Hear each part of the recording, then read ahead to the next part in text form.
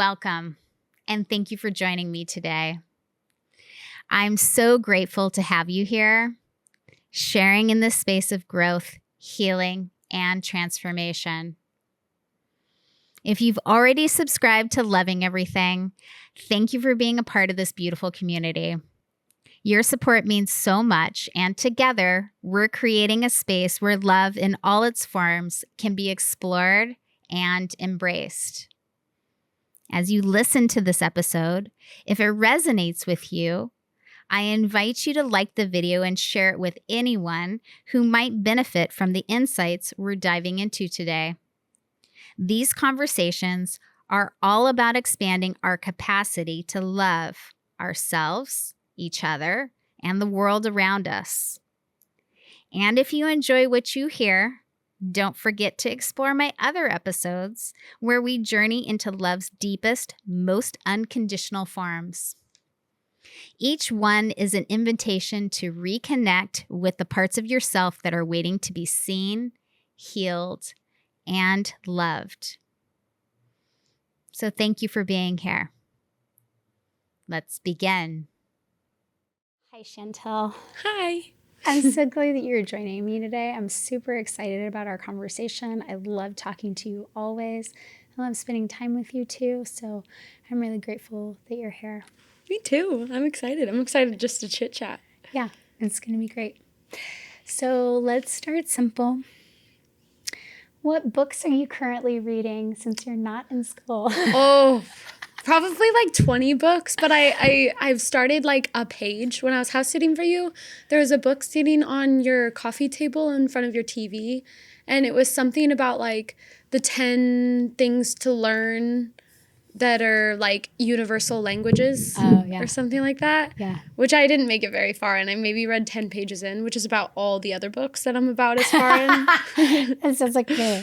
Yeah. You can borrow that book anytime you want, but ultimately, I did learn this from a mentor at one point, and I'm just going to throw this out there because I don't know if this is your experience, but I used to make fun of myself about the fact that I had, at a certain point, I don't remember when it was, probably as an adult, I stopped reading books from start to finish. Mm-hmm. Yeah. I'm going to do that a lot. Sorry. And I remember my mentor was like, it was my Reiki teacher. She said, maybe you just get what you need. Yeah. And so she actually taught me the practice of like flipping open a book to the page that just, kind of like a tarot card, to the page that felt intuitively right and read from there. Uh-huh. And I do that sometimes, actually. I do too. There's a book called Signs that I pick up, and I truly intuitively pick it up only when I feel like I should. And with that book, I do, for the most part, just like, all right, let's see which page I land on. Here's what I feel like I need, but give me what I actually need. And then, sure enough, without fail, every single time I open that book, whether it's a page I've read before or a page I haven't read, I'm like, wow, that is exactly what I needed to hear. Mm-hmm. Isn't that interesting confirmation? Yeah, it is. Mm-hmm. Love that. Mm-hmm. Yeah. Okay. So, name something you can't live without. Ooh. Hopefully that dies down. And I'll put in a cough drop. My mind goes like straight to like an existential answer with this, like something I cannot live without. I don't know that I can come up with anything because truly, like, I don't know, ashes to ashes, dust to dust, I die with, But if I were to like... Wow, this is so fascinating to me. Okay, go. But like the attached part of myself absolutely has certain attachments. So I guess, if I'm honestly answering, I would probably, I don't know. I guess I would say like a car, just for the sheer functionality of it. But that's a very practical choice of you. Yeah. I don't know that I have too many like emotional attachments to things. So like not an animal, because you don't currently have any. I know that about you. Like I couldn't live without a pillow. The pillow that I sleep on. Okay, yeah. I mean, I definitely like my pillow. I have silk pillowcases, and Me they're too. So lovely. Yeah. I knew I liked you. Yeah. Well, and then I think of like, I don't know if I could live without the beach, or there are certain things that, like, I don't know if I could live without that. Yeah. Okay. I appreciate that answer. I have always lived in Oregon, so the beaches I don't necessarily relate to because Oregon beaches are just like kind of cold and dreary. What? Really? You love them? They're the most scenic, iconic, beautiful beaches. They're beautiful. Oh my God, this is hilarious. Okay, not the best weather always. Yeah, it's the I get weather that. I have an issue with. Okay, so you would be like, I want to be able to get in the ocean. I don't want to just look at it. well, you would need to grow up where I grew up Yeah, exactly. in Southern California, Yeah, close to Mexico, where the water isn't like warm, but that's fine. It's not like you're gonna die. Yeah. Yeah, I'm going to die on the Oregon coast. You are. It's pretty cold. My toe will freeze off and I'm going to need an amputation here. I'm always amazed by the bravery. Like, even when I've been there, like, on a 90-degree day, I'm always amazed by the people and the kids that are in the water. I'm always like, I know. I was people in Oregon, man, they're tough. Yeah, I'm kind of a wimp when it comes to cold, to be honest. That's so fascinating, too, because honestly, like, I remember being completely in shock when I first moved here, because I live on like a residential rural, kind of a rural street. You've been to my house. And it's windy and suburban. We'll just leave it at that. It's not like city blocks. And there's a bus stop, a very prominent bus stop that is on the outside of my house and goes down my street. The main street, and it goes downtown to Portland. And it also has a school bus, or several, I should say. And one of them goes to the high school. And I used to see, like, there's something about Oregon. I've never seen this anywhere. Maybe they do it in other states. I have no idea. We don't have bus stops in California. But the point is, or if we do, we wouldn't probably do this, but because we're not the same mindset, I could say. Like, we're not as nice. We're maybe not as nice or as thoughtful, but I would say that's on accurate. bus stops, my point is on bus stops here in Oregon, I've never seen this before up until now of living here. People put chairs out. They put, a plastic chair for people to sit on while they're waiting at the bus or whatever. Like, you've seen that, right? Yeah. And you're probably like, yeah, that's normal, right? Sure. No, that's not normal, by the way. But the point is it's a very Oregon thing.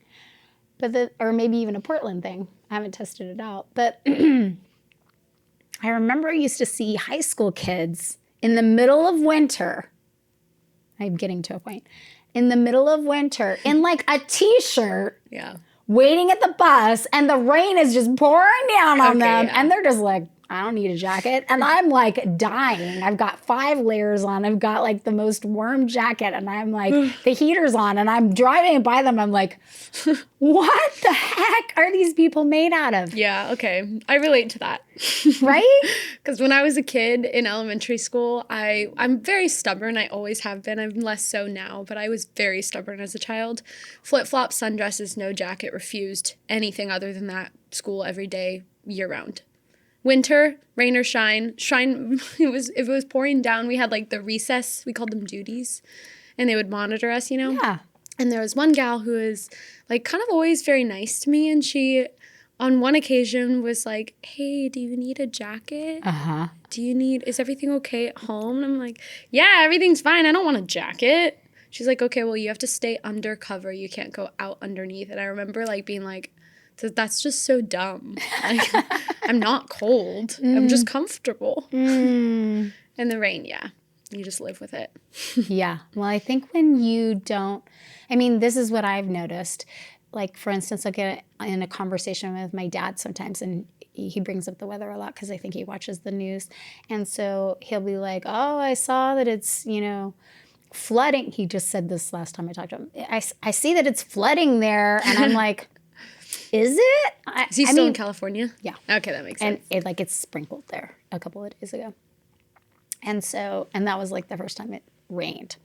And so they don't get rain, right? They're in a drought consistently. And And we get rain here so much. And so I guess my point is like when you are living here, it's not like you're like, oh, in Costa Rica right now, it's probably beautiful and sunny, or New Zealand, unless you're kind of more informed with social media. I guess you can then like go on Instagram and see that like it's summer there and there are lupins blooming right now, which I'm so jealous. But the point is like, if you weren't that aware, you wouldn't really know what other people are doing. Totally. You would just be like, oh, it's raining here. I either need a jacket or I don't need a jacket. That's true. And this is just normal. Yeah. Pain is relative and your experience is relative. Exactly. Yeah. So like, it wasn't cold for you. And that's my point. Yeah. Is that your level of cold, although you are pretty tiny, but your level of cold is not my level of cold. I am a wimp when it comes to cold. I am too, and I think that's just like age. Like as I've aged, I think I've had hormonal imbalances, so my feet and my hands are always cold. That's and that circulation. That's circulation, and just my hormones have disrupted that circulation quite a bit. You think it's hormone related? I think it is because like I've gotten my hormones tested and a lot of different levels tested, and it comes back as like basically my body can't really produce cortisone anymore. Which I think, if I recall correctly, kind of clears out the cortisol out of your system. Cortisone? Wait, it doesn't produce... Cortisone. It's been a few years since I've done this test. Cortisone, I feel like, is a lotion that you apply when like you have like a mosquito bite. Well, I know that my body has a ridiculous amount of cortisol, but it just like cannot get rid of it anymore. It's just constantly in a state of You overproduce cortisol. Yeah. Yeah, we'll get to why. Yeah. I can't wait. Yeah. Okay. If you died but could come back to Earth for 5 minutes just to experience one last thing, what would it be? If I died and then came back to life for one last day. For 5 minutes. For 5 minutes? That's just crappy. I think I would give a speech. You would? I would give a speech. What would you talk about? I don't know. Well, it's the best use of my time. I record myself and give a speech about what I think the purpose of life is. And then I would be like, I would give this to one person in my family who I could trust to distribute it out. Your answer is amazing. Because I mean, if I just spent 5 minutes with somebody, but I couldn't also spend those 5 minutes with everybody else who I love, that just feels like a loss of time spent. So if I could like somehow impart some wisdom, because I have so much wisdom to give. Hey, don't knock yourself. And that's, I think, my way of giving love too, is like imparting some love and wisdom. Aw. Which I think is the purpose, I think. Just like, I don't know, to love and to let go. That's what I think it's all about. I agree. I think in that openness, you are able to love. Mm-hmm. Yeah. And hence why coming back to life would be so much easier to give that speech. You're completely detached from any consequences. You're completely detached from death as a fear. Therefore, there are no attachments. And you might as well just like completely unadulterated wisdom. That's very existential of you. I know. You're really leaning hard into that, aren't you? I know. That's just where my brain always lives. So school didn't really help with that? No, in fact, it's just making that more pronounced. Yeah, more confirmation. Yeah. Honestly, I would say like being in school just taps into the more academic, like logical side of my brain. Yeah. And I'm not able to internally get into that existential place because my brain is so overwhelmed with like academics and like being this perfect student, you know? Yes. And I'm sure you probably relate to that too. Oh God, yes. Yeah. Yeah, it's really kicked into my perfectionism. Uh-huh. Yeah, it's a killer. Yeah. I never really thought of myself as a perfectionist until talking to you, and I'm like, oh my God. I relate. Like, I guess I don't care about the quality of my work, but I care to a degree, and I'm going to be anxious about it until I'm done with it. But I'm not worried about it when it is done, if that makes sense. No, I think you let go a lot easier than I do. Yeah. I think I'm still trying to prove it to myself. I think it's a lot of how I was raised that I'm trying to undo that's programming.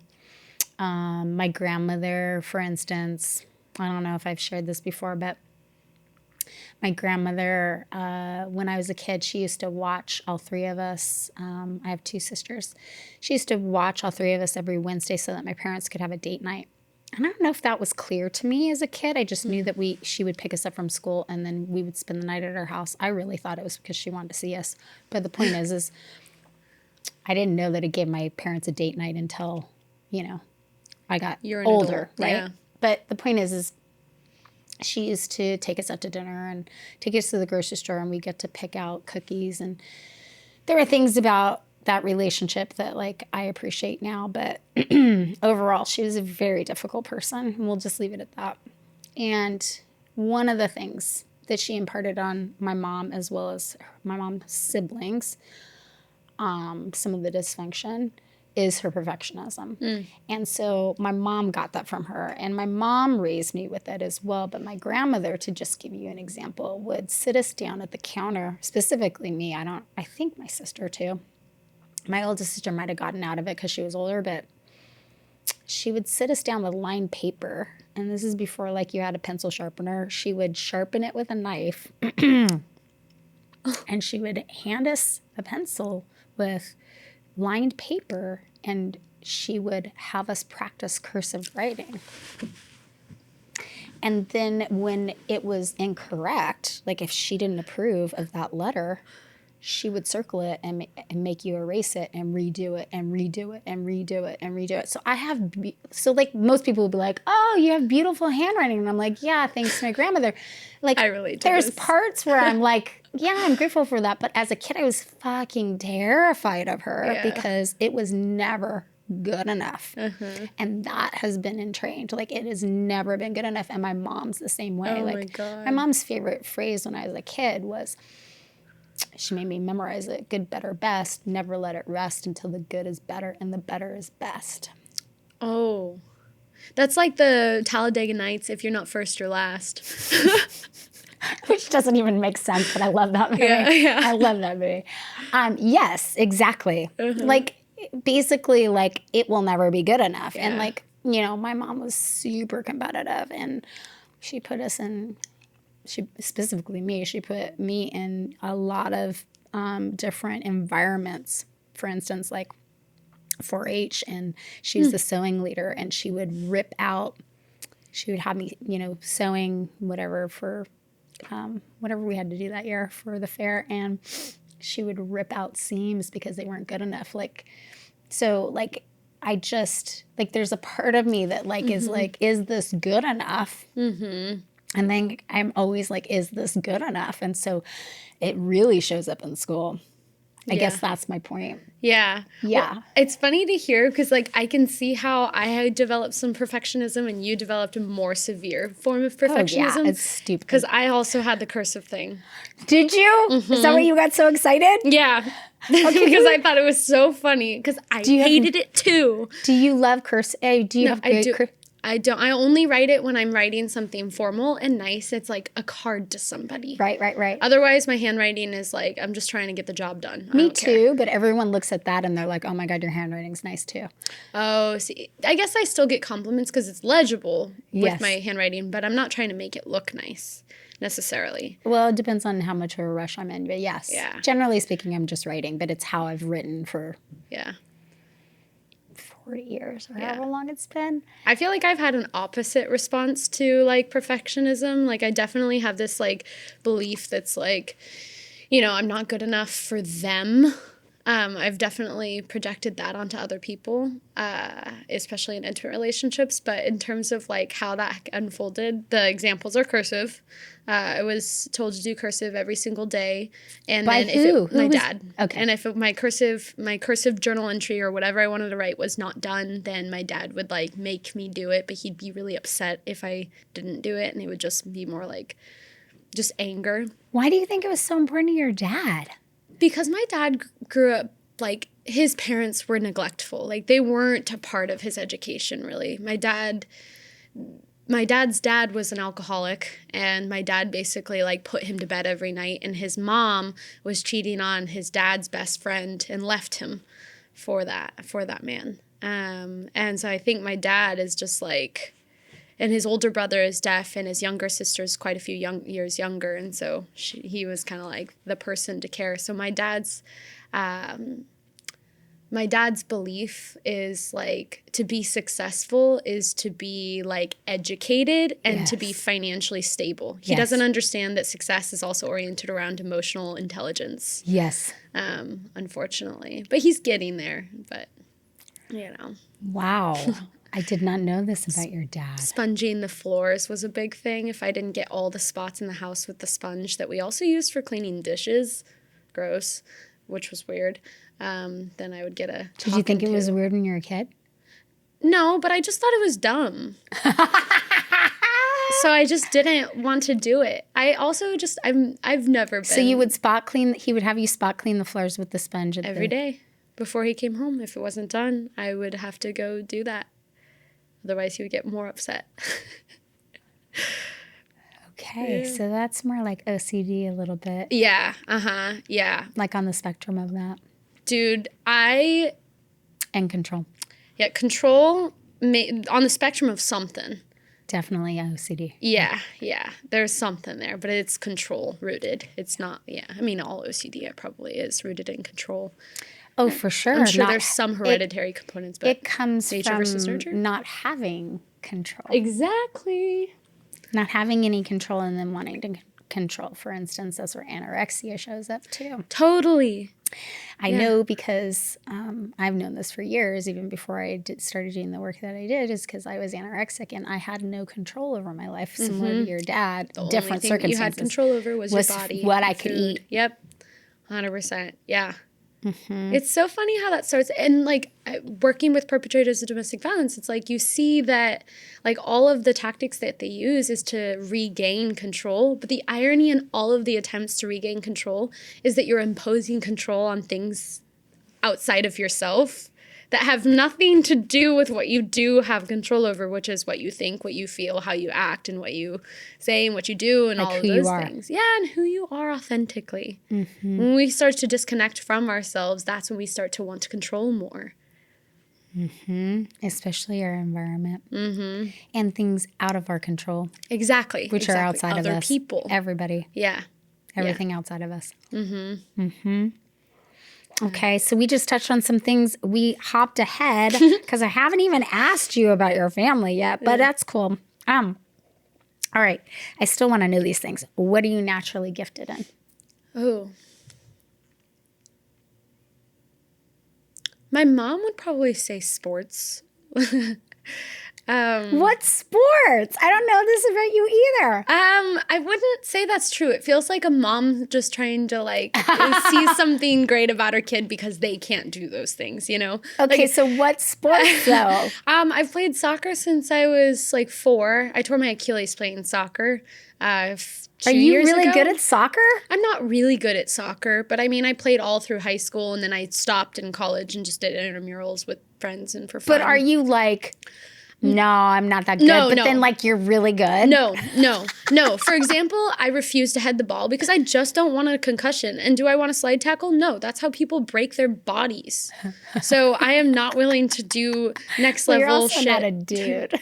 That's true, but I don't know. I've never been an adrenaline junkie. I lived in Bend, for those 3.5 years, and you meet so many people who love adrenaline sports, and Elias called them precision sports, and I was like, oh my God, that makes so much sense. Wait, I just hold don't on. care. For people who are listening or watching, Elias is your partner. Yeah. Okay, so keep going. Yeah. Adrenaline, not my thing. I think I'm a slow person. I like to take my time with things. The things I'm naturally gifted at, though, if I were to answer this and not my mom, yes, I think poems. I don't care what your mom thinks. That was a joke. Yeah. No, I would say poems. I think intuitively poems can just come to me. You're good at poetry too? Yeah. I did not know this either. Really? No. Oh, I love writing. It's been a long time. I've kind of hit like a creative. I didn't even know you were a writer. Yeah, I had a whole Instagram. You do? For my poems, and then I only did that for like a year, and then I just like, and then I met Elias, honestly. And I'm not to blame Elias. I just like get caught up. I'm very invest. I'm a hyper focuser. Yes. I get attached. Me too. Yeah. So We have that in common. yeah. Okay, so we'll put your Instagram in the show notes. Well, but the thing is I've deleted Instagram. Oh, I haven't had Instagram in like 6 or 7 months. So we can't even find your poems? I mean, you can. It's available. You're just not going to respond. Yeah. But we could go look at what you wrote. Yeah, okay. Yeah. So, all right. Did you know that I went to school for writing? No. Yeah. Oh. So I've been saying I'm going to write a book since I was That makes sense. Okay. 19. Why does that make sense? Because you told me that you're writing a book now. Oh, and, yeah. Like, that 1996 is when I finally graduated. That was before I was born. I know, girl. I know. When I was your age, didn't think that. Okay, so I was saying, give yourself more credit because I heard myself in you. Oh, yeah. I didn't think that I'd lived enough life to write a book back then. And now I'm like, why the fuck didn't you write something back then? Because there's so much that I've forgotten. Yeah. Like there's so much that like was more resonant or powerful back then. Some of the things that I was experiencing like is just faded in time. Totally. And your perspective changes.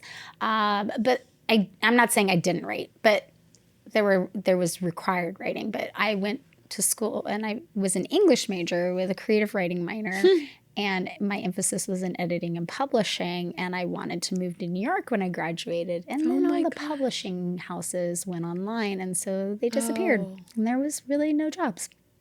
Dang. Yeah, it was right, in the timing of like, the .com boom. Yeah. Yeah, I missed the boat. I've done that a lot in my life. I've just counseling, maybe not. I think I'm going to be right there at the perfect time. But ultimately, or I have been there at the perfect time for 10 years now. But the point is like when we finish our program that I feel like the world will be in such a state that I think I have job security is my point. Unfortunately, yeah, me too. But there have been other periods, I think other periods in my life when I've done other things. Like I was kind of cracking up the other day because I don't remember where I was, but maybe I saw a sign on the side of the road, like a little, plastic one that you push in the ground. And it was talking about somebody being in-home personal training. And I had an in-home personal training business when I was 28. This is like... Before it was even a cool thing, like no one was even doing that. We thought me and my business partner thought we were like ahead of the times. Yeah. We thought we came up with that idea, right? Like no one was doing that. Okay, you are having me chit chat a lot about me today. This is awesome. I love this. Okay, so what are you passionate about?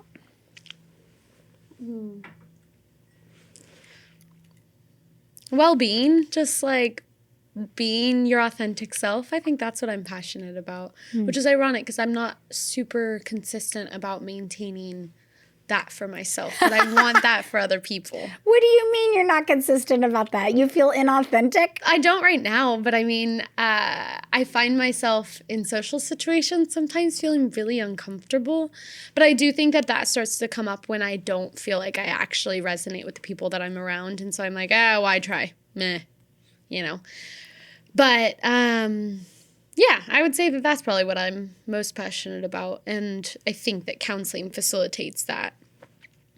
But that's the intent behind it. Same with like all the herbal things that I'm interested in. So you think that helps, that your gift is to help others be more authentic? Yeah, feel comfortable, and like maybe that's by, unblocking certain barriers or like energetic barriers or like health things or whatever it might be. Emotional barriers. Yeah, just helping them free themselves up so that they have more space to recognize themselves and explore that and then express that. So then what does being authentic mean to you? I think that just means like living without fear and being unapologetically yourself. Maybe not completely without fear, because I think that societally it's pretty difficult to get rid of fear. But well, I think your ego is going to have a really hard time with it for sure. Yeah. I mean, it's possible. It's just pretty difficult this day and age, especially. So I don't think it, I think we actually, well, okay, I'll be careful with what I'm going to say. But don't. humanity has never had it so easy as far as modern day conveniences. Our ancestors that lived through wars and potato famines and all kinds of shit. Yeah. In order for us to be here, it's a freaking miracle right now. Yeah. So, like, relatively, I mean, if we don't, like, start World War III or something like that, like, you know, relatively speaking, I'm not saying people aren't suffering and dying. I'm saying, or don't have it hard. I'm just saying, like, as far as our ability to have. Exactly. Our ability to have a good life, it is out there. It is out there. Yeah. Yeah. Not for everybody to the same extent, but it is out there. Exactly. Right? We have like running water and penicillin when we get sick and those kinds of things. Yeah. Okay. Although I don't like penicillin. I'm allergic to it. Well, I mean. I'm just kidding. Medicine. Okay. What do you love doing more than anything else? What do I love in doing? What do you love doing more than anything else?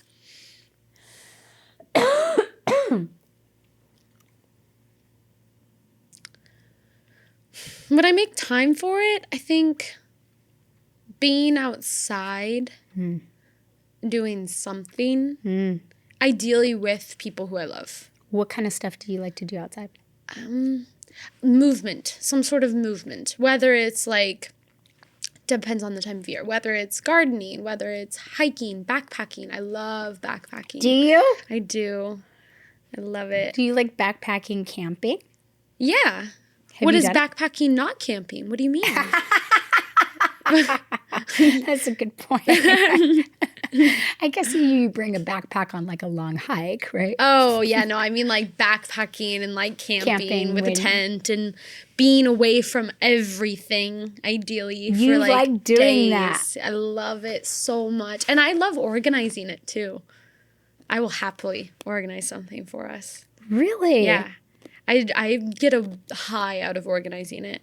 I just sometimes am not the most detail oriented, so you should just check my work when it comes to like the trail that we're gonna be on, and maybe like manage the map while we're on the trail, because that's just not my area of expertise. Because you're gonna get me lost. Yeah, or take you up like a rock slide glacier. Oh, you and I would be hilarious. I had a panic attack on my. Okay, I don't have panic attacks. I can tell you that. I have a weird sense of direction. I don't know what that's about. It's really weird. It's like innate. Yeah. But like good or bad? Good. Oh. Yeah, I don't get lost. Wow, that's great. I mean, I think I second guess myself and think I'm lost, but I've never really been super lost. I'll give you an example. In 2018 or 19, I was supposed to hike Mount St. Helens with my ex-husband. And we got in a very large fight the night before. We were at a very difficult part in our marriage. And we were at the place where we were, you know, that was one of the major places where we were deciding whether or not we would, I was deciding whether or not I would stay. And because of what he said and because of what was going on, we were supposed to go the very next day. And we had been to REI to he was insistent. This is the kind of person he was. No surprise after hearing who my mother and my grandmother was. He was super controlling. And so everything had to be his way. And because of that, he insisted that I couldn't possibly know what I was doing. So he had already climbed Shasta, which is taller. And he got lost. He was there with like 8 men, and they all got lost at one point, and he sunburned his face, and he came back with like swollen lips and like, serious like fluid under his skin. And I think that scared him a little bit, don't get me wrong, but he was definitely more fear-based than I was in the relationship. And I tend not to worry. That's why I said you and I would be hilarious, because I'm the Pisces in me is like, la, la, la. I'm the same way. I'm not worried about it. Yeah, I'm not either. I don't care if we get lost, actually. Yeah, because I'm like, well, how are we going to figure this out? I'm big at problem solving, or I kind of have the personality of jumping into things and then being like, okay. Yeah. Now what am I going to do? So I'm a risk taker that way. So the point is, we go to REI because he's insistent that we have to go to REI, and he already owns all the gear, but he's like, no, you have to get whatever the boots are, not snow boots. Like they're hard, the hard boots. Yeah. And crampons, like the boots for crampons. And he wouldn't allow me to. You guys got gear. We got gear, and he made me get an ice pick. Not an ice pick? No, not an ice pick. Ice axe. There we go. Axe. Yeah, ice pick. That's what I was going to call it too. And I'm like, that's not the right thing.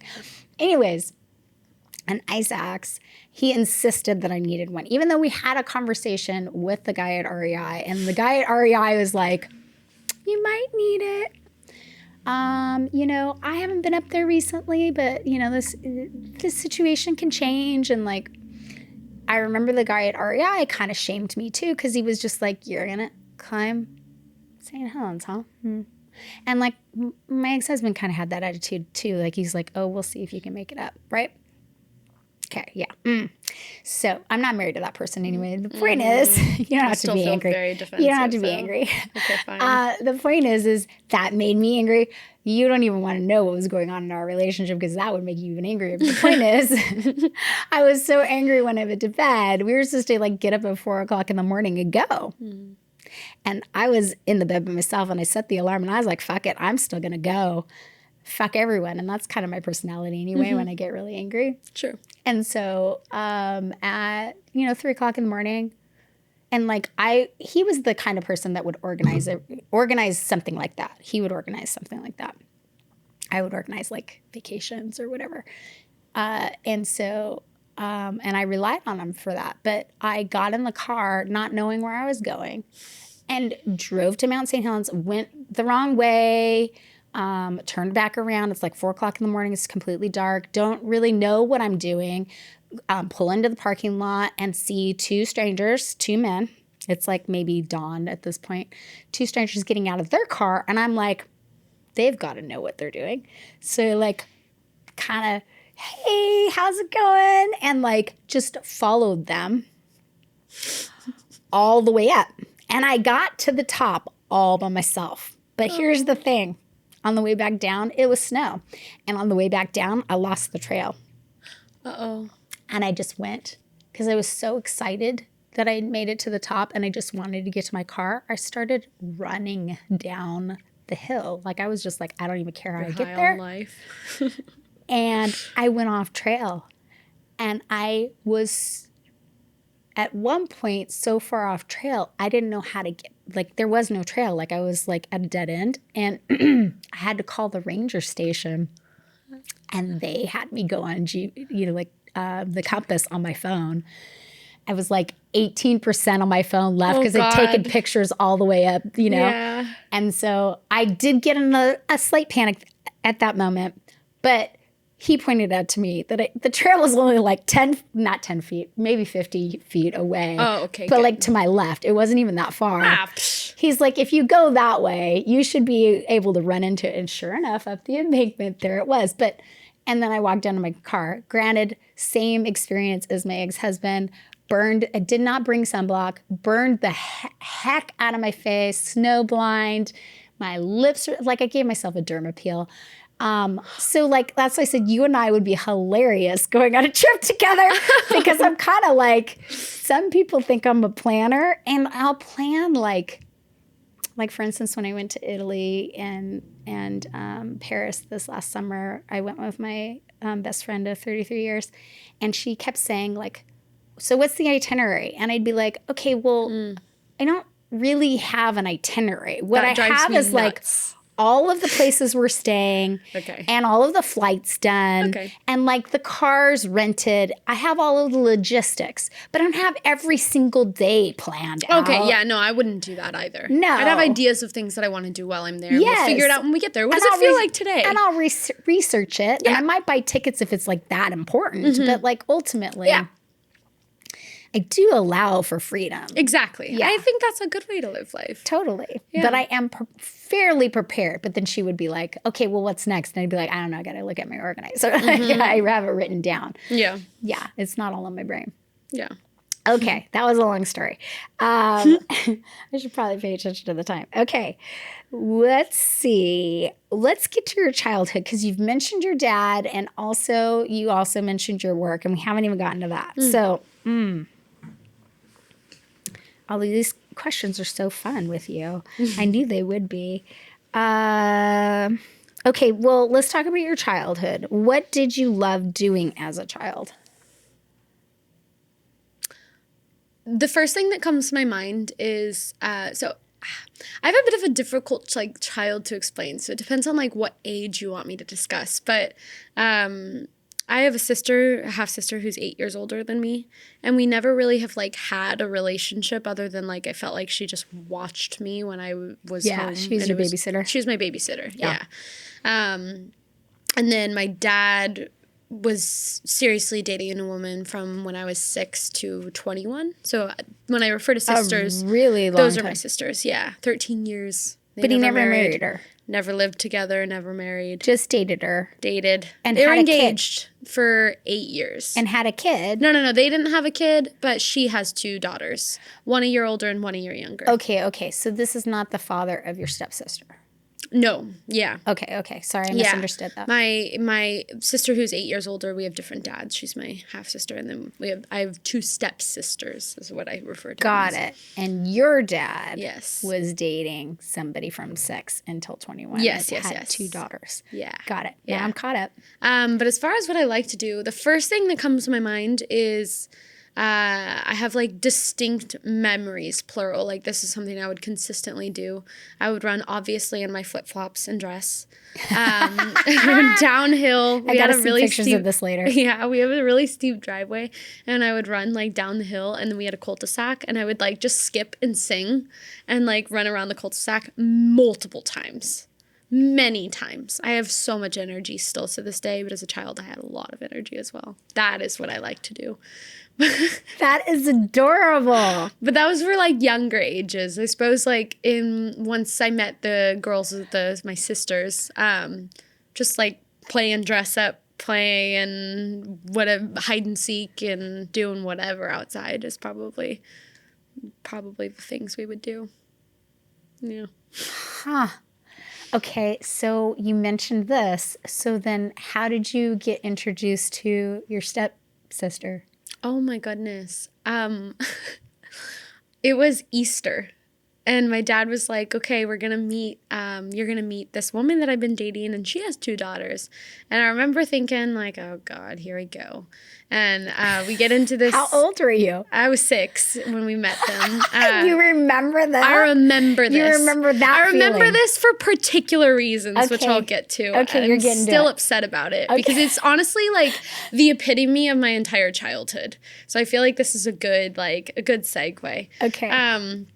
It was Easter. We get into this car, and Allie, the younger one, she's only a year younger, was playing with a Nemo fish that like moved its tail. And I remember looking at her and being like, "You're playing with a toy." I was 6. I judged her I was just trying to find reasons to be annoyed Not with like them. And I don't remember much interaction with Amanda. But anyways, we get there, and it turns out they were already done with the egg scavenger hunt. And they only had 3 prizes left, and they were like, "Okay, well, we'll give you guys prizes." I'm blonde hair, blue eyed. They're 2 brunettes. Amanda's very tall at this age. Like we're all like whatever. I'm just trying to get an image, and they give Amanda some bubbles and a small stuffed animal. They give Allie a gigantic stuffed animal bear and some bubbles, and they give me bubbles. That's it. I was pissed. Yeah, you were. I'm still pissed because it is the epitome of my forgotten middle childhood. You were the middle child. Yeah, the middle child, and my dad was overcompensating because he wasn't very nice to my half-sister growing up. Like, he was really hard on her, and I think he kind of felt like he wanted to do things differently with somebody else's kids this time, so as a result, he, like, put in all of his love and affection and time and energy into them, and, like, I was just the one that he was raising to be good and obedient. And I wasn't really given a whole lot of, like, reassurance or affection growing up from him. And Lori obviously was focused on her kids, because any parent is probably going to put more energy into their own kids, naturally. Yeah. So Lori was probably putting a normal amount of energy into Allie and Amanda, and my dad wasn't really putting in enough for me, so it felt like I was just forgotten in that family a lot. But, well, I'm kind of grateful for it because it has made me the person that I am. It wasn't super fun growing up, but it was what it was. I wasn't completely neglected, but I was definitely a scapegoat for a lot of things. Emotionally neglected. Yeah, definitely. Yeah, same. Yeah. Were you a middle child? No, I was the baby. Oh, you were the baby? And this is the experience I you had? got a lot of attention. Just not the right kind.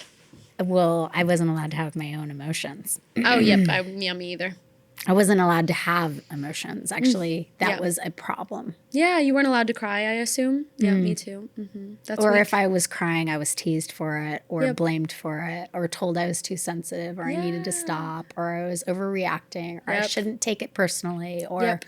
there was always a reason. They were always defecting or defending or minimizing consistently. But then I was just an extension of my mom anyway. So like I wasn't allowed to have my own hopes, wishes, dreams. Oh. I She just lived vicariously. through me. Uh-huh. Yeah. So that's what I mean by emotionally neglected, because you could say, oh, I got plenty of things. Yeah. You but weren't you were her It do-over. it wasn't anything that I wanted, but I got plenty of things. Sure. Even gifts. Yeah. Even birthday presents, even Christmas presents. It was just like what she'd be like, I'll never forget, because apparently I'm still pissed about it. I was in high school and I started stealing my dad's jacket. I loved my dad and I didn't feel super close to him at that time in my life. He was fairly busy as a deputy district attorney, and I didn't connect with my mom. I don't think I've ever connected with my mom the way that mothers and daughters normally do. But anyways, I was pulling out his leather jacket and stealing it for the day and wearing it because it smelled like him. It felt like him. It was like having him as like a protective barrier. Totally. High school was very difficult for me. Very difficult. And the point is my mom kept saying, like, that jacket's too big. Why do you keep wearing that? Like, blah, blah, blah. She kept making an issue of it because she's mainly about looks. And I couldn't really articulate at that age, like, why it was important. Yeah, I was totally. just kind of like, why do you care kind of thing? Because he wasn't wearing it. And it was like a bomber jacket. And so she decided that I needed a leather jacket of my own for Christmas. And she got me, I'll never forget, she got me a leather jacket that had fringe, like from here down.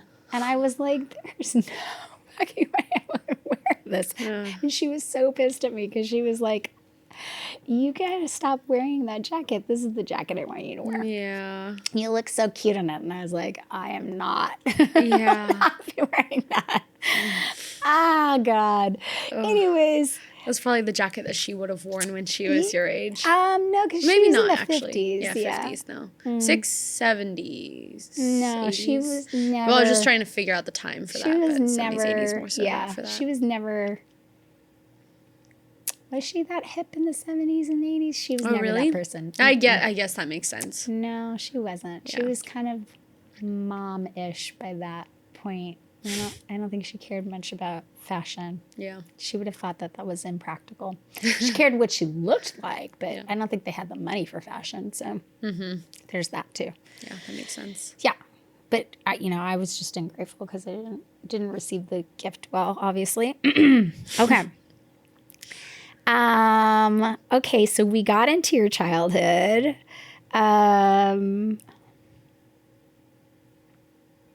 If you could change one thing about your parents, what would it be? Ooh, that was a pretty good segue, honestly. Right? Whew.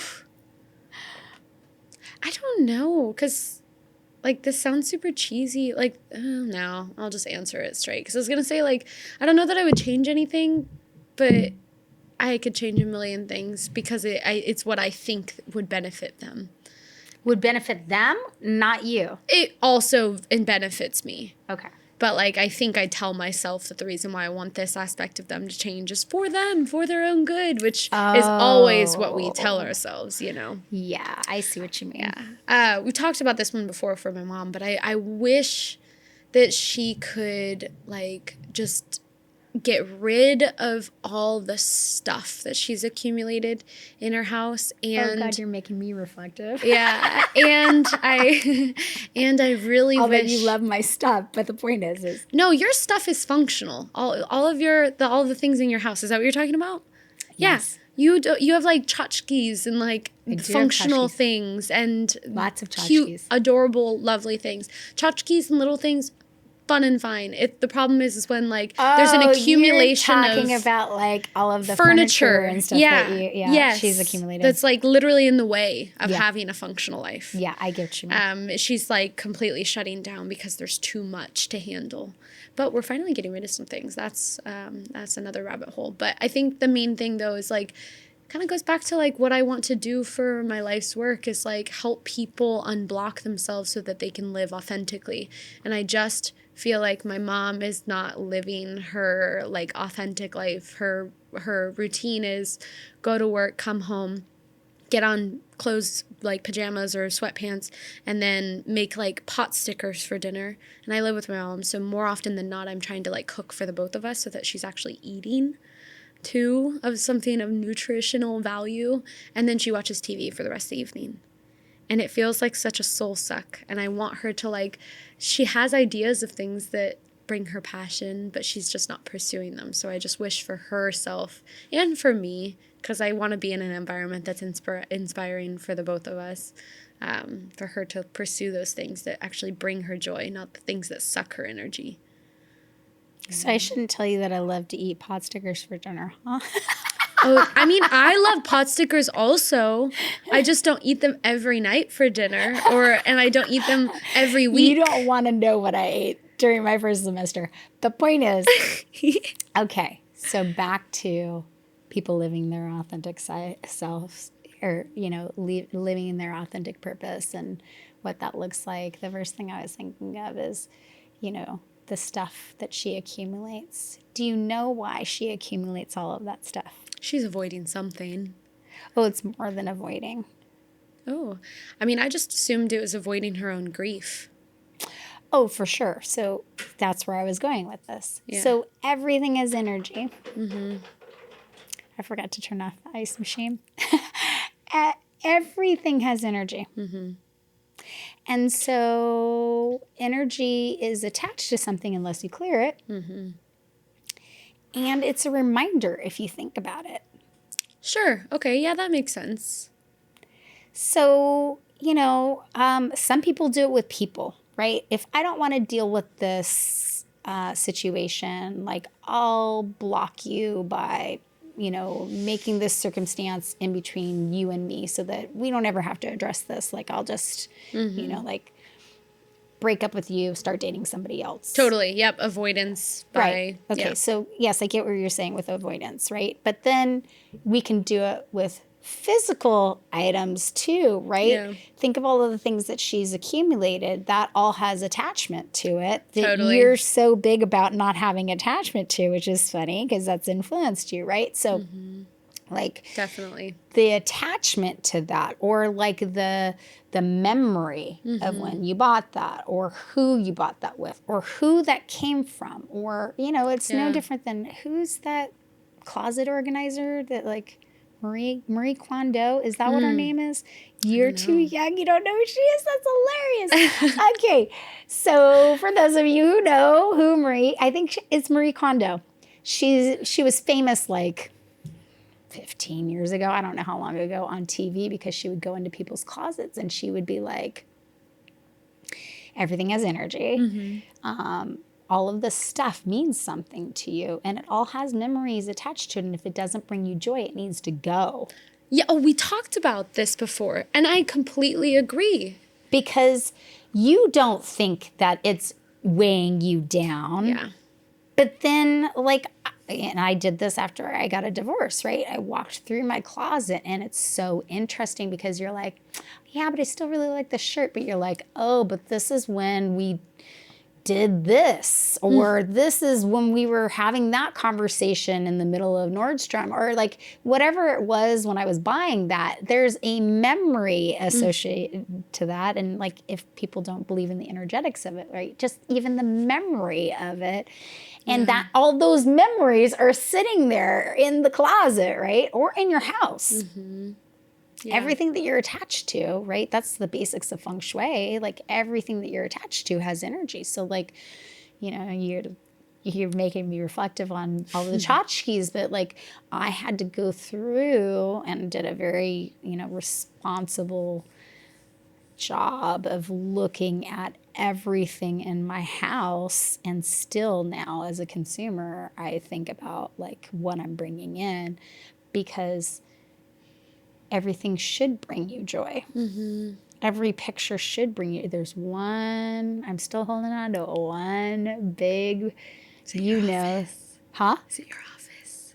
No, not my office. Oh. My office is a mess right now. But, and I had it professionally organized, which is hilarious. But the school just, yeah.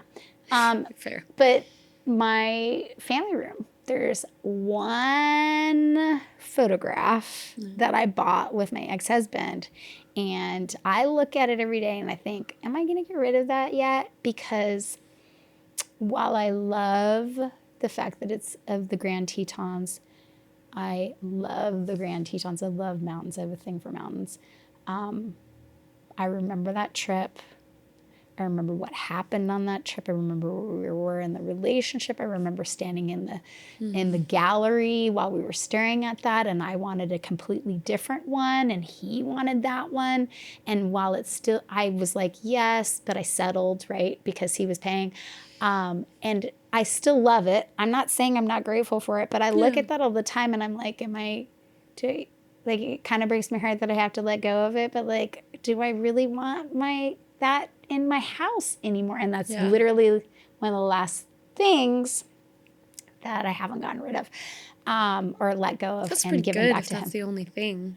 Well, I mean, there's still furniture that I'm kind of like, but I can't replace everything. Yeah. I've definitely made a good progress on making the house mine, for sure. And that has been both time consuming and expensive, but yes. Yeah. This is what I mean by like, you're inspiring to me, because it's like that has so much, that makes so much sense. Like, if it doesn't bring you joy, let it go. And I think that maybe there's some gray area to that, because it doesn't just apply to like things that applies to people too. There's a grieving process too, don't get me wrong. Yeah. For each item that you're letting go of. I mean, if it's a shirt, there's a little bit less grieving, but like, you can see I'm still processing that photograph, right? Yeah, and I mean, I feel like that concept, though, like, even applies to people, too. It's like, it's unburdening yourself. It's unraveling. Yeah. That's what you want to teach people to do, is unhook and unravel. And yeah. Which I think I'm still trying to learn for myself, for sure, too. But, I help people shed. Yeah. Oh, yeah, that's literally what you do. Yeah. Do you want me to answer that question, though, in regards to my dad, or just leave it at that? Ooh, yes, please answer it about your dad. Okay. Mom is, purging, needs to purge some things and find her authentic self. Your mom is still grieving.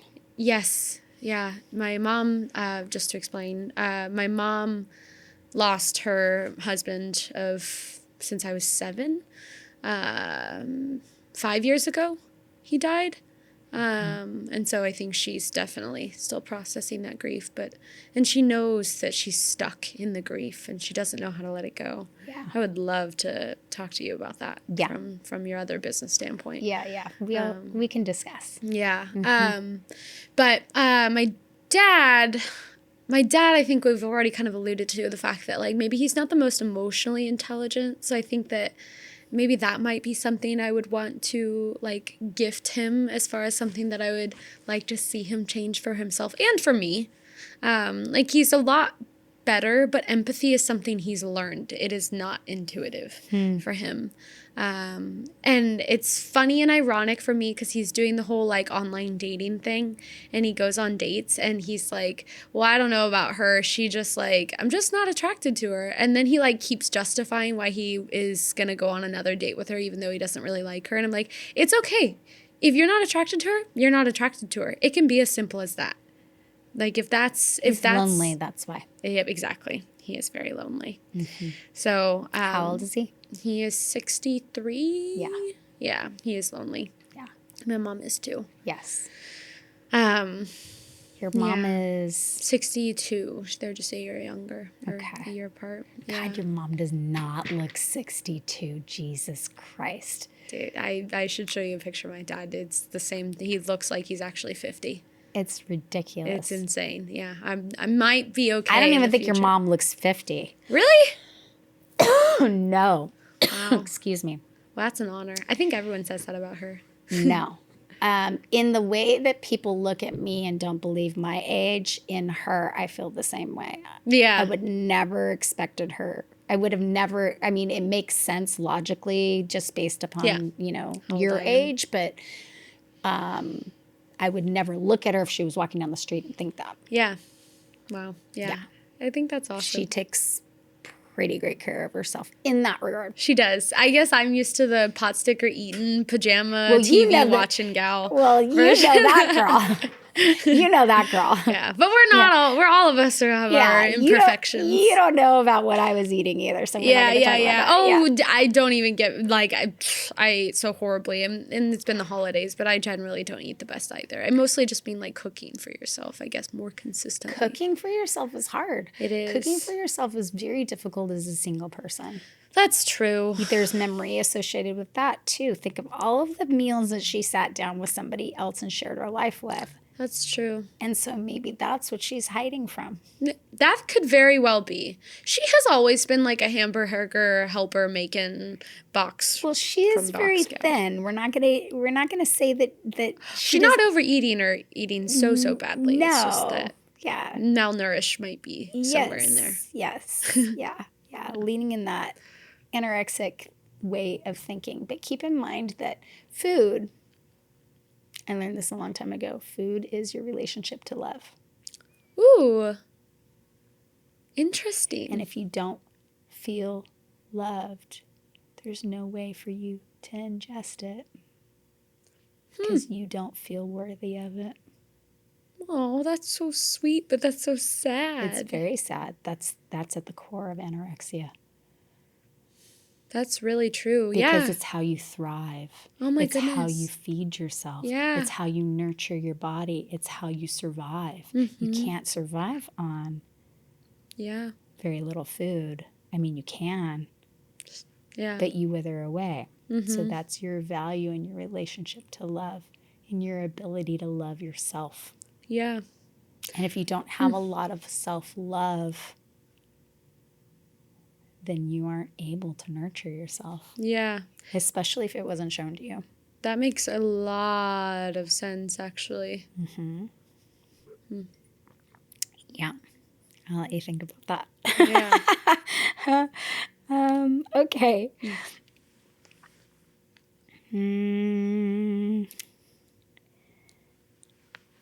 Okay. We're going to segue. Okay. We're doing a sharp segue because, as I told you, we were going to chat a lot. I just don't want to run out of time and get to some things about you. Okay? So what hurdles have you personally faced and how have you overcome them? What was the divorce like for you? I was like 2, so it was neither here nor there. I was told that I could get 2 Christmases and two beds, and I was fine with it. It didn't matter to me. Okay. So that didn't bother me much. What about your mom's death? My Not your mom's stepdad's death. death. Yeah, your mom's grief that- over her husband's death. Yeah, that Sorry. rocked my world, actually. That still kind of sometimes hits me in places that I didn't know I still hold grief. But Tell us about that. he died at a time when I just finished college. It was 2019. I was planning on moving back home, but it was going to be temporary until I could find a job and feel like I had an income that I could support myself on. Mm-hmm. And so the goal was to maybe just live How there old for were like you? a year. I was 21 at the time. Okay. And he's had heart problems. He had a drinking problem and he was diabetic. So he wasn't really doing a whole lot for his health. And he had a heart attack and drove himself to the hospital. And, yeah. And the doctor told him, like, we don't know if he's going to make it. So we brought all of Jim's kids to the hospital that night. And we're basically, like, preparing for saying goodbye before his surgery. He was getting 4 more stents put in. He's had 2 stents put in already prior to that point because he's had a heart attack before. The doctor was basically, they had his discharge papers on the table in his hospital room. So at that point, I didn't visit him in 2 days because the discharge papers are on there where they're already having conversations. He went into cardiac arrest and died. Because when somebody goes into cardiac arrest, especially fresh after surgery or has metal in their chest, they can't use a defibrillator. And there's only a 20% survival rate with that, just CPR. Yeah. And so, yeah, he died, and my mom called me that morning. And so I came to the hospital and was basically, like, talking to the nurse, like, hey, I understand that, like, you guys have some protocols here. Do I need to get her out of the room?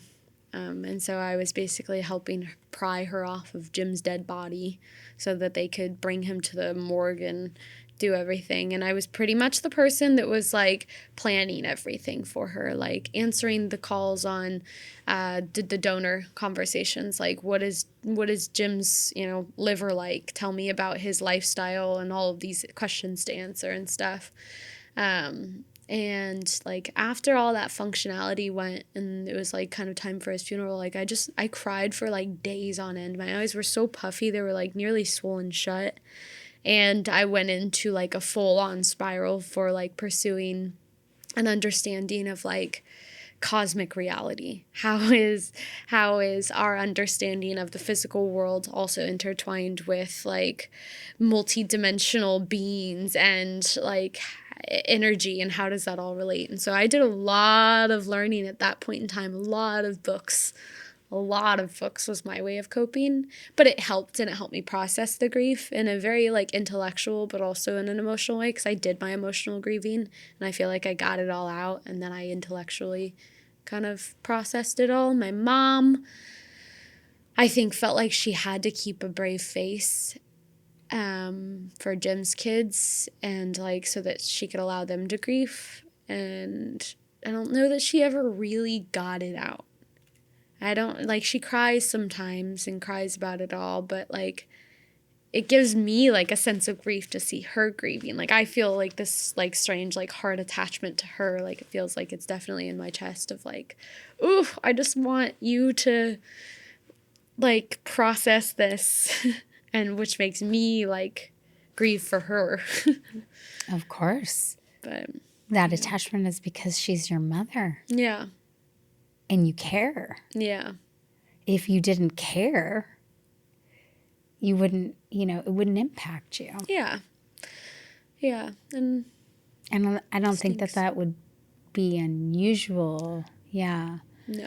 I think that you want the best for your parents, especially you, but also, I mean, there was a time, I won't say I don't want the best for my parents, but that's not going to come out wrong. But there was a time when I cared a lot more, was more emotionally invested in their health and well-being and them processing things or them being a better version of themselves. I'm not saying I'm completely resigned. I'm saying I'm in a different stage in my life. Yeah. I've come to peace with the fact that they're going to be like this. They make their own choices. Well, they're much older, right? That's true. Yeah. My dad is 84. And that's, I don't know how much longer I will have him. I don't know how much longer I'll be here either. Nobody does. But the point is like, it's a different, I'm not trying to change them anymore. Yeah. I was trying to change them in my 30s. Yeah. That's about where I'm at. I know. In my 30s, I was, hell-bent, still fighting with them to change because there was a part of me that wanted a relationship other than the one that I had. Yep. Exactly. So back to that, locus of control. I was trying to convince them to change. What I realized in my early 40s is that I had to change in relationship to that. Yeah. And then that actually was the most effective way of changing them. Now, can I say it was the way that I wanted it to change? No, it was nothing like what I wanted it to be, but I finally got to a place where I had to accept. I had to accept that they were not going to be the parents that I wanted them to be. Yeah. Yeah. And for my mom, I think... You have a different relationship. Yeah. My dad, on the other hand, I think I went through that same grieving process with him as well. Like, to answer that original question of, like, what were some difficult times and how did I overcome them? Like, same sort of thing. After my dad and Lori had broken up, it brought up a lot because I was actually really depressed at that period of time. Like, for a month, I was, like, idealizing suicide for a little bit there. And that really still brought up some emotions for me. And I honestly blamed it all on my dad. Because I was like, if he could give me validation for my own worth, then I would be fine, is kind of where where the mentality stemmed from, but also kind of where I was at, and internalized that as truth. Like, I am not enough. And after they broke up, I told Lori, and I went and had dinner together to just kind of like process. And I was like, honestly, Lori, like, all the problems that you and him have, me and my dad have. They're identical. It's just that this is an intimate it's an intimate partnership, and this is a father and daughter relationship. And I'm not saying that I'm more important. Or how he relates to women. Yes, yeah, exactly. And I was like, I respect you and I appreciate you, but quite frankly, I'm not necessarily more of a priority. But if this is going to come at a more, like, the more effective route would be for him to, like, resolve these issues with me before he attempts to resolve them with an intimate partner. Because I am his daughter, I am his kin. And we need to have a conversation. And then I think she alluded to what I said as, like, you need to talk to your daughter, basically. And I was so depressed that I just didn't care anymore, which is exactly where I needed to be, honestly. Yeah. And so Complete detachment. It wasn't even a fuck you dad point in time. It was just, I don't care, so I'm just going to tell you the truth. Yeah. And so I told him, I was like, I was nice about it still, but I was like, basically, you don't show up for me. You don't give me any sort of emotional support. And when I share my emotions, you want to run away from them, Mm-hmm. or you want to tell me that I'm wrong or minimizing or deflecting or something. And, we need to work through this before, you can kind of have this relationship. And this is a you and an empathy problem, basically. And I have a difficult time with that. And he heard me out and he processed it. And for a while there, I was very resentful and really angry and very defiant because he would allow me to be that way. That was my way of coping after that point, because I was like, it's all on the table. And actually, I wasn't really depressed from that point on either, because I said my piece and I realized that it had nothing to do with him at the same time. And I'm responsible for my emotions. And I was ironically projecting onto him too, to some capacity. And now we have a very open relationship, and I'm not necessarily angry at him anymore. For a while I was, and he told me one day, he's like, I understand that I didn't treat you in the best as a child, and maybe I could have done better, and I wasn't a perfect parent, but you getting angry at me is not helping me change. It's not allowing me to show up for the way that I want to be in this for you, if I'm going to completely be shut down every single time I try to make an effort. And I was like, that's totally fair. And I respect you for holding your own on that and doing so in a respectful way. And that was the point where everything started to change and respect started to come into the conversation more. But that also kind of brought me into the whole self-healing stage, the internalization of my own emotions and not trying to blame somebody else for them or seek external validation as frequently, of course. And that really started a journey for me. How old were you? I was 21 at the time. A lot happened when you were 21. Yeah, actually, I think I was 20 at the time. I was 20. So it was before Jim's death. Yeah, it was a year before. Because I was a junior in college at that point in Wow, time. so it was like bam, bam. Yeah, I guess so, yeah. I guess Jim's death, I was about to turn 22. And I think otherwise it was so it was about a year and a half later, yeah. Early adulthood is where most of your trauma is. Yeah. Yeah. Interesting. Why is that, Andrea? Well, I mean, I can tell you, not necessarily specific to early adulthood. It's just interesting okay, I don't know if you know this. Everyone has a trauma profile. For anyone who's listening or watching, everyone has a trauma profile. A lot of people are like, oh, I don't have any trauma. My family was great or whatever. And as adults, in our adult bodies, in our rational, functional adult, we can justify all kinds of things, right? Mm-hmm. Yeah. And we also don't want to blame our parents or, criticize them because they raised us. They did the best they can. We can logically justify any of their actions, right? Mm-hmm. Even though my parents, used corporal punishment, they meant well. Well, that's what they knew. That's what they were taught. Mm-hmm. I could justify a lot of it. Did it hurt me though? We have different perceptions of reality. Everyone has a different perception of reality, right? Sure. And a kid doesn't necessarily understand the same rationale that an adult would in that behavior, right? We can just say that. Mm-hmm. So everyone has stored trauma in their body, whether that's I witnessed this abuse or I was in this car accident or someone got divorced or someone died or whatever it might happen. We've absorbed this trauma, even if it didn't happen to us. Mm-hmm. Yeah. Okay. So if it happened to us, if we witnessed it, if we did it to somebody else, if somebody did it to us. Okay. So we all have this trauma profile. I learned this from Dr. Patrick. Actually, I didn't learn it directly from him. It comes from Dr. Patrick Carnes, who came up with something called the post-traumatic stress index test. It's something that I do in my program with people. And it's a test of those particular things, right? Of different traumas that you might have experienced or witnessed. And so the point is that everyone has a trauma profile and it manifests, people throw around a triggered state. Mm-hmm. Sure.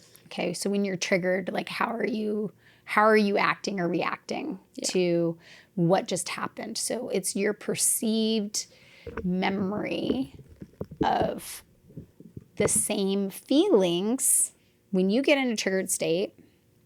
It's the same feelings and the same thoughts that this particular situation is reminding you of a past experience.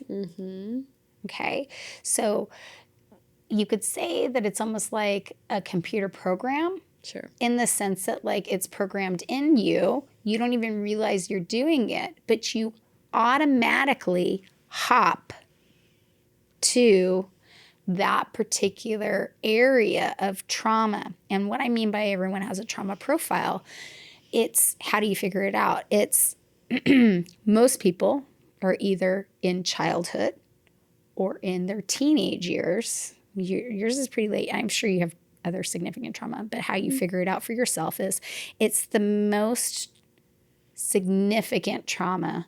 Like, let's say you come from a background of abuse like I do. Like, it happened all the time. But the point is like, there was significant event after event after event after event for a good concentrated amount of years. Let's just say like at least 2 to 3 years, right? Or, for people that come from, we're all variances of the spectrum, but like, if you didn't have a lot of trauma in your opinion, or, then, it's like that significant event happened at 7. So like, that's kind of so however you soothed yourself or coped with that, if people weren't around to teach you the emotional language around it or help you deal with the emotions around it or process it, you store that. And so now, mine, well, I'll just throw myself under the bus right now. Mine was at 7 and 8 for the most part. I mean, there was other stuff. I told you my teenagers were very difficult for very different reasons because a lot was going on in my family. But for me personally, significant stuff happened at 6, 7, 8. Life-changing events. And because of that, every time that I am in what is considered a trigger state, my reaction hops back to how I dealt with things at 6, 7, or 8. And you can be like, well, that seems kind of ridiculous, Andrea. You seem very adult at 51. But like, I'm not going to get into a whole thing, but like your wounded child is like, it matches up with anxious attachment style. So, you could say like the core components of that is like feeling exposed, feeling incredibly vulnerable. Think of a baby, right? Feeling like too needy. That's all anxious attachment style. Like that's at the core of it. They work hand in hand. And then like, let's say you have that significant trauma in your teenage years, which early adulthood is pretty late for teenage. But so if you have that, and you mentioned like how you interacted with your dad, think of a teenager. Defiant. Okay. I don't need you. Yep. Oh my God. Yeah. Avoidant. It's avoidant. Yeah. Okay. So, I mean, I'm not going to break it fully down. That's not the only things, but it's like almost the antithesis of anxious, right? So you're shut down, you shut people out. And that's how you learned how to process emotions. So, right, that you probably had other trauma earlier in your teenage years is my guess that contributed, but that was like, those were the significant moments for those sure. were the significant moments. Otherwise, and so now when chronic. you are in a triggered state, even though you seem fairly secure at this point because I feel like you've done a lot of work around yourself. Hey, for your age, you've done a lot of work around yourself. So I'll give you that credit, but I'm just saying like you probably fight a little bit to not shut down, not shut people out, not close yourself off, not get angry, right? Like Yeah. And so it probably bothers you when your dad does it Yeah. because it's very reflective. And other people, right, especially if Yeah. I'm upset, you're like, well, why are you reacting that way Yeah. towards me? Uh-huh. So, and he was a great model for it too, Yeah. right? Because he's apparently avoidant, Yeah. right? So he modeled that behavior to you too, in addition, because that's where his trauma is. Mm-hmm. Oh, absolutely. Yeah. If you looked back at his family and what happened to him, that's more significant in his teenage years than it was in his early childhood. Yeah. Totally. Yeah. Okay. I'm also laughing right now because I've never had a migraine before in my entire life. Are you getting a migraine right now? No, I had a migraine Okay, good. 2 nights ago. And it was like the worst feeling in the entire world. I didn't know what was happening, but it's horrible. And You've never had a migraine before? I've never had a migraine before. Ever. And you had one 2 nights? Yeah. You had one 2 nights ago? Yeah.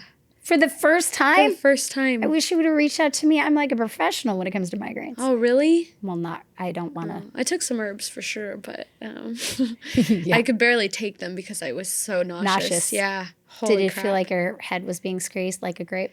Yeah, it was like right behind my left eyebrow, Yep. strangely enough. But yeah, anyway, so I was just called Elias just to say goodnight. And we have this agreement. He's seen so many movies, and I'm just not a big movie watcher. But I like the idea of like watching a movie together that he's never seen. Uh-huh. Because he watches so many, and was just being like, "Oh, what are you doing?" You know, I can barely talk. I'm in so Yeah. much pain. I really just wanted to call, say goodnight, and go to bed, You're nauseous. and be nice. Yeah. And but I asked him, you know, what are you doing? He's like, "Oh, I'm watching a movie. It's actually this movie.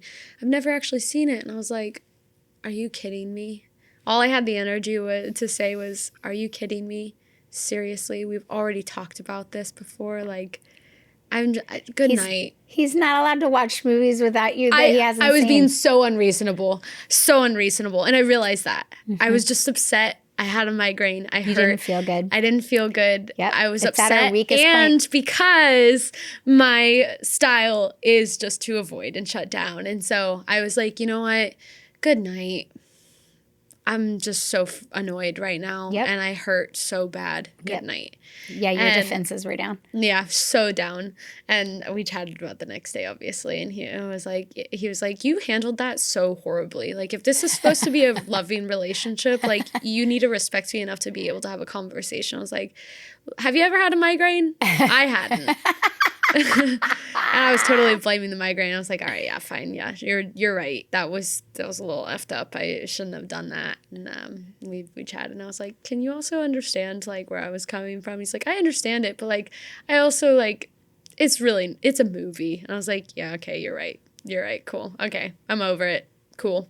Yeah, that's Nice. emotional intelligence right there. I know. It's weird to find an attractive partner that's emotionally intelligent, I will say. I have a history of either being the emotionally unintelligent person and avoiding people, or pursuing people that are incredibly emotionally unintelligent.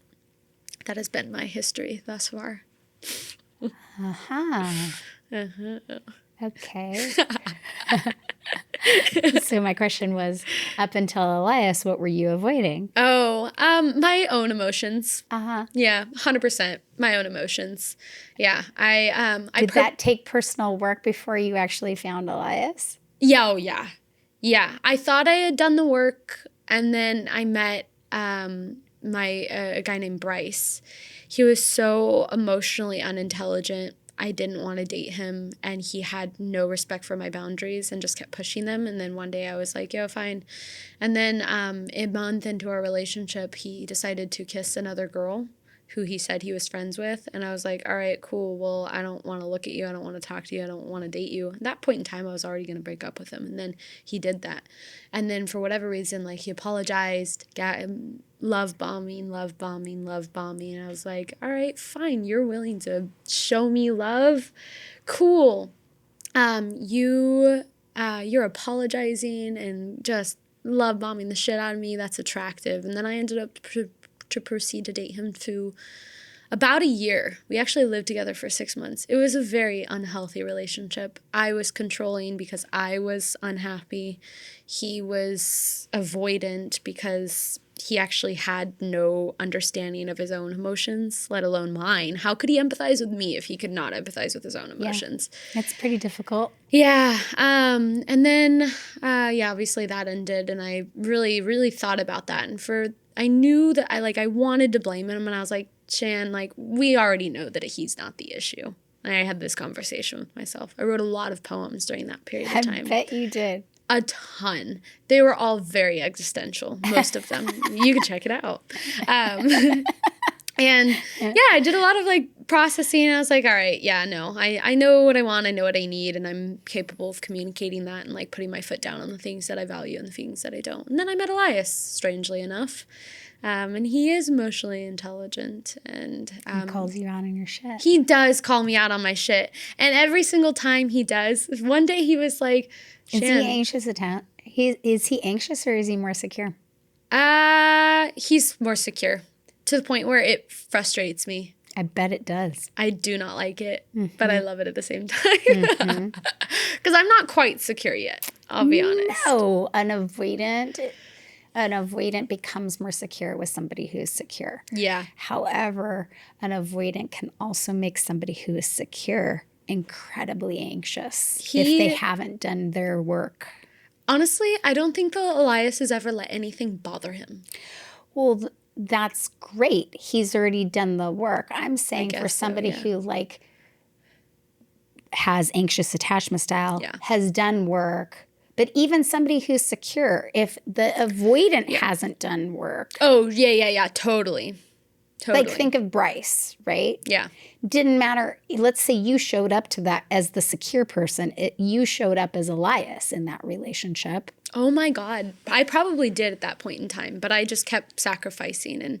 But my point is if you showed up as Elias in that relationship and Bryce was doing all of that behavior, avoiding the feelings, not having empathy for you, it would start to wear on you. Yeah.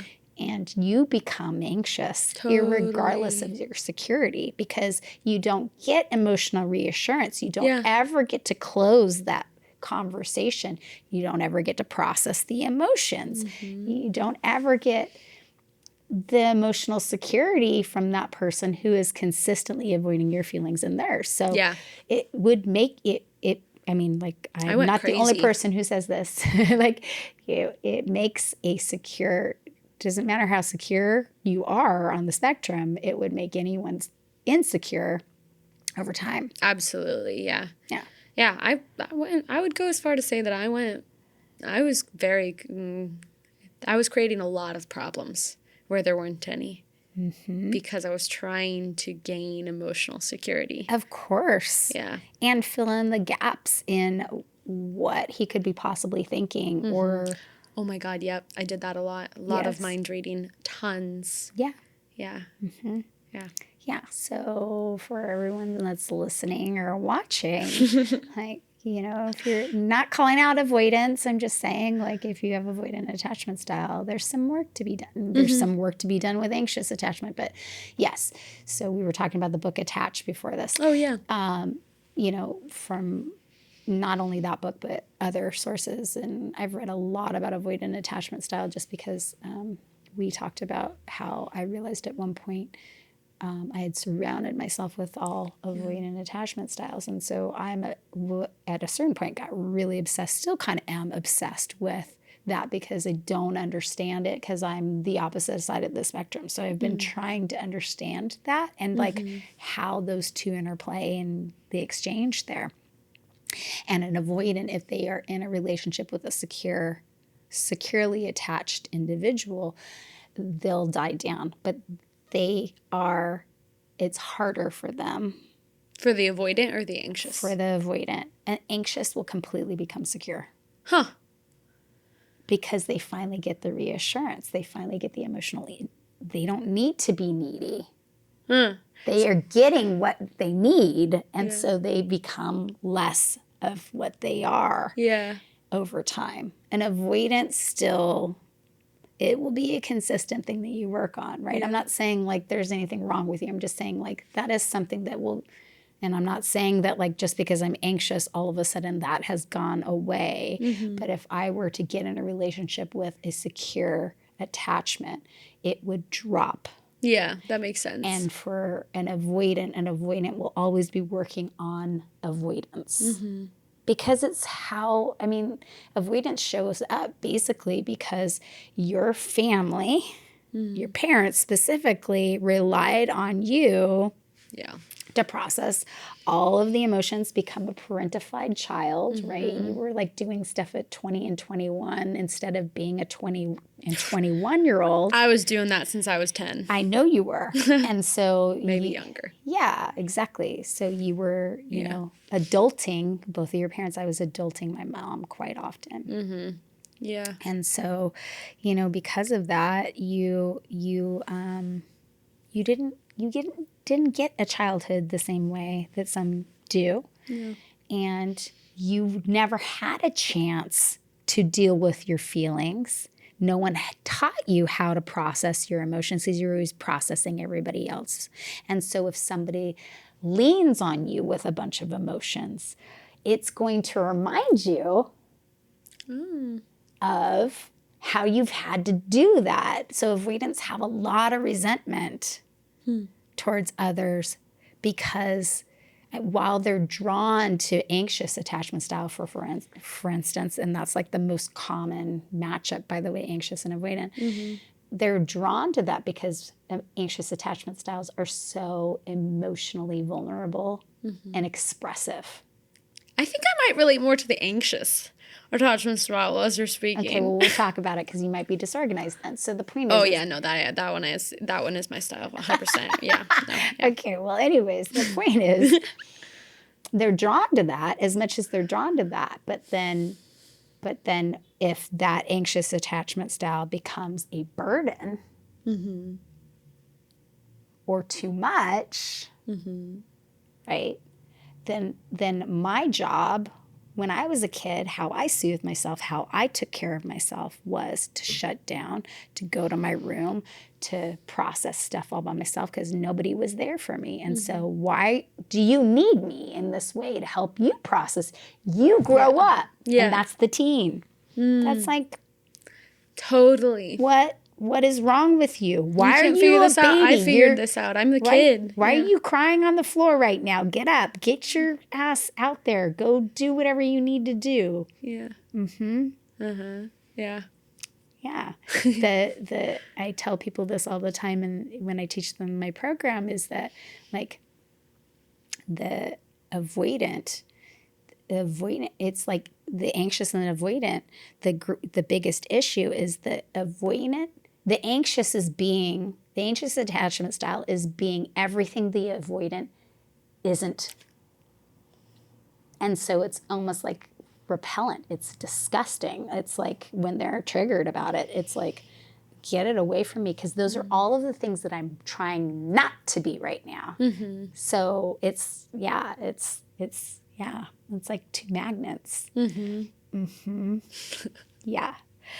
I think we're definitely at time. And, you know, I had no idea where this conversation was going to go. We didn't even talk about like the work you do or the fact that we are in school together and that you are becoming a counselor. But I feel like that all kind of, their conversation well sums up our journeys to why we're pursuing the work that we're pursuing. Though. Definitely. You know? Definitely. The rest of it is just like semantics. We definitely touched on that for sure. Yeah. But you do work with domestic violence cases, specifically women, right? Nope, men and women. Mostly men actually lately. But yeah, they're the interesting. abusers in the case. Okay. So really quickly, what led you this direction when it comes to career paths? I knew I wanted to get some direct experience in mental health before I went to school. And this was one of the few jobs. I also was a wilderness therapy person, field instructor, I think is the term. And I only did that for like a month and then the company shut down. And so interesting. then I accepted this other job that I was already given, but it was only part-time. And then I ended up being full-time. And I think also this kind of relates to the whole like being emotionally intelligent as a result of emotionally unintelligent parents or a parent, and then seeing how control methods manifest in parenting or in intimate relationships. I observed that a lot. And then I also perpetrated a lot of control, like not abuse, not physically or extremely verbally abusive, but I was emotionally manipulative. Guilt tripping, shaming was probably my favorite tactic to use in long, old relationships. And so I think on some level I relate to a lot of the work that I do, because it's not like we don't need to shame people for the control tactics that they use. It's just empathizing with the intention behind it and digging into that a little bit more. And that got you into pursuing a master's in counseling? Yeah, because ultimately I really want to work with I want to work in like an ecotherapy setting because I love plants and herbs, as you know, which we could talk a million. We could have a whole other podcast about that. Podcast on. But the goal is to work with like post-incarcerated individuals to kind of help them, give them some skills, as well as just connect them with themselves in a therapy. Maybe it's a group setting, maybe it's a rehabilitation. I don't know what it is, but something of that nature. And maybe it's not that. Maybe it's just an ecotherapy like retreat type program. I'm not sure. But I don't know. We'll have to talk about that. Yeah. Yeah, I have some ideas for you. Oh, please. Okay. Well, thank you so much. I really, really appreciate it. I loved talking to you. I knew I would, but I mean, I always do. But I knew it would be fun and delightful, and I know everyone else is going to enjoy it. So I really appreciate your time. Yeah, thank you. This was fun. I'll be on here anytime you need me. Ah, you're so cute. You're so sweet. Thank you so much for tuning in and supporting this podcast. Your presence here means the world to me, and I'm truly grateful for your time and energy. If this conversation resonated with you or sparked any questions, feel free to share your thoughts in the comments. I love hearing from each of you. Your insights, experiences, and curiosities always enrich this space. It's important to remember that trauma, often unseen and unacknowledged, can keep us from living fully in our joy.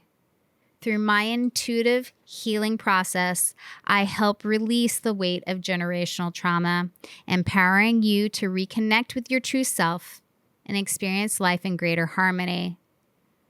If you feel called to explore this deeper work, I invite you to book a one-on-one intuitive session or even embark on a personalized journey with a Phoenix Immersion, a 2-day retreat designed to support profound transformation.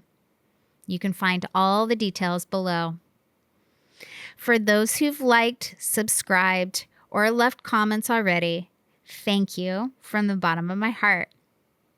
Your engagement means everything, and I'm deeply grateful for the connection we're building in this community. If you haven't subscribed yet, please consider doing so. I'm excited for all the healing and transformation we'll continue to explore together. As always, I'm forever grateful for you, and I cannot wait to see what unfolds next.